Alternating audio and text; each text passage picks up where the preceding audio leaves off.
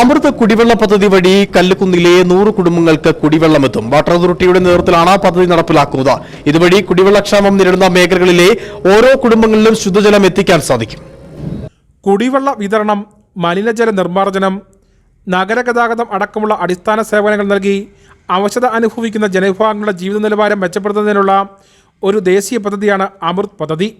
ഇതിൽ അമൃത് കുടിവെള്ള പദ്ധതിയാണ് ഏറെ പ്രചാരമേറിയത്. രാജ്യത്തെ നഗരപ്രദേശങ്ങളിൽ സമൂലമായ മാറ്റമുണ്ടാക്കുമെന്നാണ് പദ്ധതിയിലൂടെ സർക്കാർ വിലയിരുത്തുന്നത്. വാട്ടർ അതോറിറ്റിയുടെ നേതൃത്വത്തിൽ കട്ടപ്പന നഗരസഭയിൽ കല്ലുകുന്നിലാണ് പദ്ധതി നടപ്പിലാക്കിയത്. കല്ലുകുന്നിലെ 100 കുടുംബങ്ങൾക്കാണ് മുടക്കുമുതലില്ലാതെ കുടിവെള്ളം എത്തുന്നത്. വാർഡ് കൗൺസിലർക്ക് അപേക്ഷ നൽകുക മാത്രമാണ് ഉപഭോക്താക്കൾ ചെയ്യേണ്ട നടപടി. ഇതിൽ അർഹതപ്പെട്ടവർക്ക് സൗജന്യമായി കുടിവെള്ളം ഹോസ് വഴി വീട്ടിലെത്തും.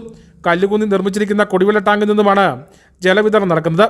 കട്ടപ്പന മുനിസിപ്പാലിറ്റിയിലെ 8-ാം വാർഡ് കല്ലൂന്ന് 8-9 വാർഡുകൾ ഉൾപ്പെടുന്ന ഭാഗത്ത് വാട്ടർ അതോറിറ്റിയുടെ കുടിവെള്ള പദ്ധതിയിൽ ഉൾപ്പെടുത്തി നമുക്ക് 100 കണക്ഷനാണ്. പുതിയതായിട്ട് 100 കണക്ഷൻ കൊടുക്കുകയും 1 രൂപ പോലും ഗുണഭോക്താവിൽ നിന്ന് ഗുണഭോക്ത വിഹിതമായിട്ട് അടയ്ക്കുകയോ ചെയ്യാതെയാണ് ഈ പദ്ധതി വാട്ടർ അതോറിറ്റി നടപ്പിലാക്കുന്നത്.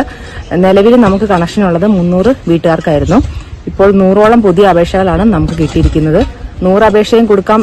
അപേക്ഷ വെച്ചിട്ടുള്ള എല്ലാവർക്കും തന്നെ ഈ പദ്ധതിയിൽ വെള്ളം എത്തിക്കാനാണ്.